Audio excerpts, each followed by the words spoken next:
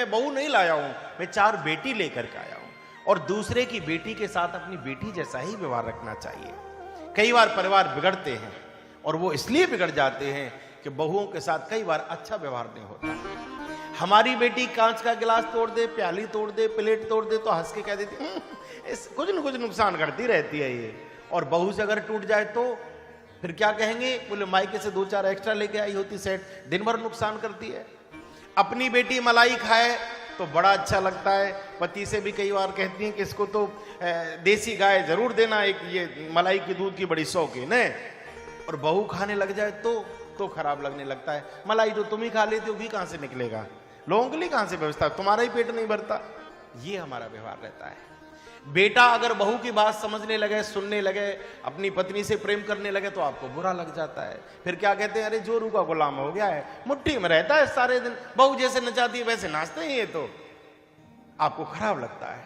लेकिन दामाद जब बेटी के हाथ में होता है तब बहुत अच्छे हैं, बहुत सीधे हैं। हमारी बेटी से बिना पूछे इतना सा भी काम नहीं करते, बहुत अच्छे हैं। हमारे दामाद जी तो बहुत अच्छे हैं। दामाद बेटी की उंगली पे नाचे तो अच्छा है, और बेटा नाच जाए तो बुरा है।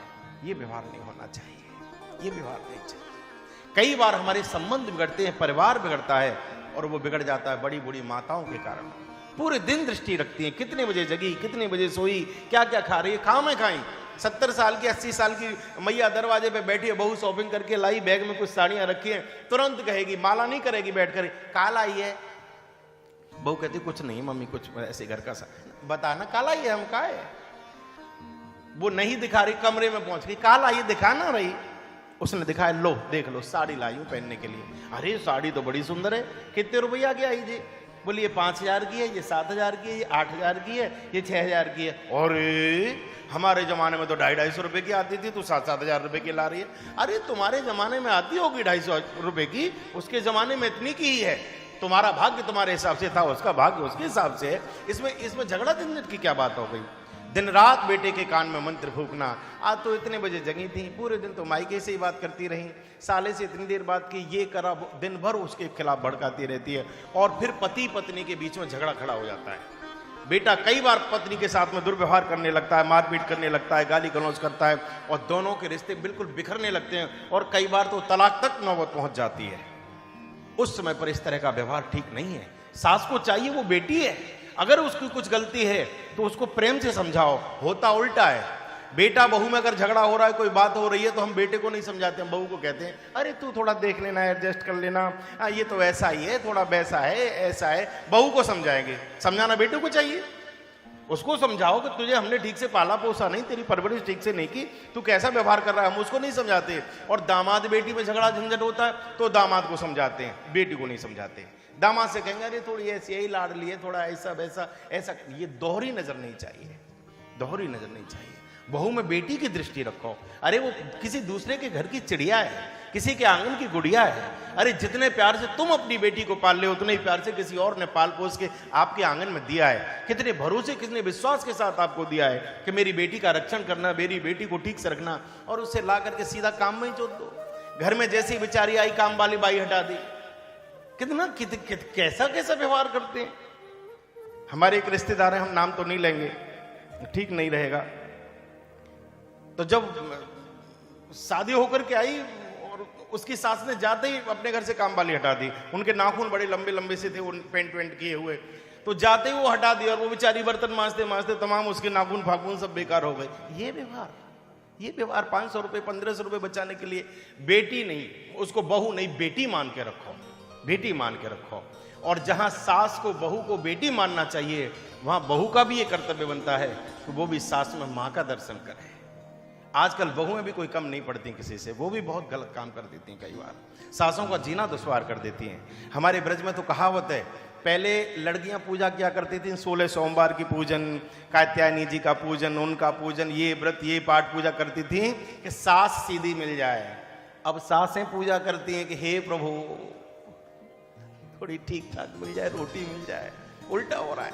तो बेटी भी कोई कम नहीं पड़ती, उनका भी कर्तव्य बनता है कि जिस सास ने तुझे पति दिया है उसके प्रति तेरा भी कर्तव्य बनता है। तुम्हारी मां चांटा मार दे तो बुरा नहीं लगता, तुम्हारी माँ अपमान कर दे तो बुरा नहीं लगता, भैया भाभी तुम्हारा मायके में अपमान कर दे तो बुरा नहीं लगता, देवर की आधी बात अच्छी नहीं लगती, ननद की आधी बात नहीं सुहाती, सास के दो शब्द तुम्हारे तीर जैसे निकलते हैं, माँ कितना भी कुछ कह दे तो बुरा नहीं लगता, सास की आधी बात नहीं सुन पाते हो।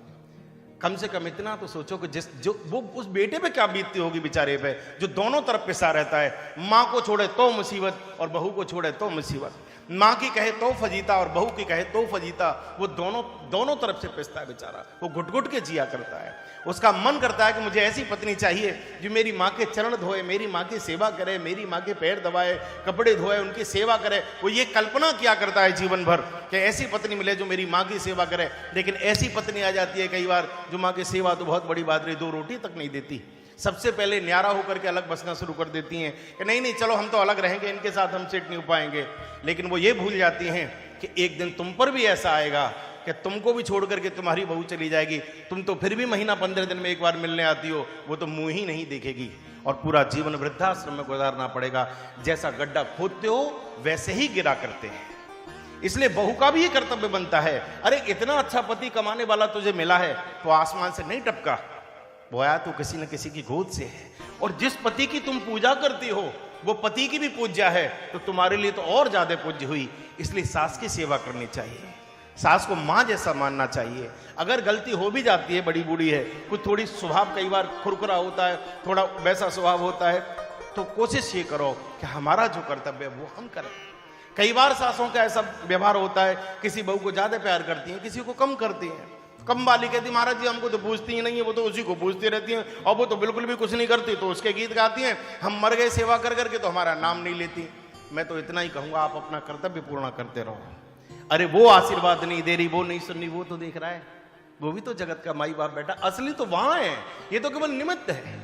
ये माइक तो निमित्त है कथा को आप तक पहुंचाने का, कथा तो मैं बोल रहा हूं और मैं भी माइक हूं, कथा तो वो बोल रहा है, तो मैं तो एक निमित्त हूं, ये एक निमित्त है। ऐसे ही तुम जिनकी सेवा कर रहे हो वो निमित्त हैं। प्रसन्न तो ठाकुर जी हुआ करता है, वो गदगद होता है जब देखता है सेवा करते हुए, वो आशीष देता है, बोले बेटा फलो फूलो चिंता करने की जरूरत नहीं है।